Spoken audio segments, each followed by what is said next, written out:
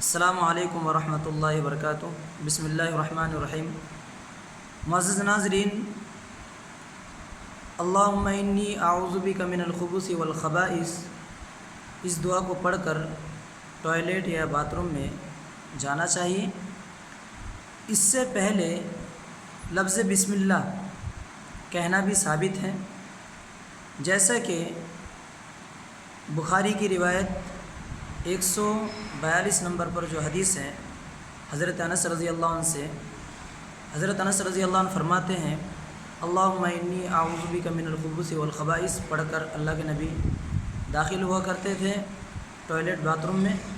تو اس حدیث کی شرح میں حافظ ابن حجر عسقلانی رحمۃ اللہ علیہ فتح الباری جلد نمبر 1 صفحہ نمبر 244 میں فرماتے ہیں کہ اس کی سند مسلم کی شرط پر صحیح ہے، بسم اللہ کہنا۔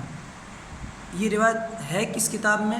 یہ روایت سعید بن منصور کی جو سنن ہے، سنن سعید بن منصور، اس میں روایت یہ موجود ہے۔ اس کی سند کو حافظ ابن حجر عسقلانی رحمۃ اللہ علیہ مسلم کی شرط پر صحیح کہتے ہیں۔ تو لہٰذا ٹوائلٹ میں داخل ہونے سے پہلے اللہم انی اعوذ بک من الخبث والخبائث، اس سے پہلے بسم اللہ پڑھیں۔ تو ہمیں چاہیے کہ بسم اللہ پڑھیں، بسم اللہ اللہم انی اعوذ بک من الخبث والخبائث پڑھ کر داخل ہوں۔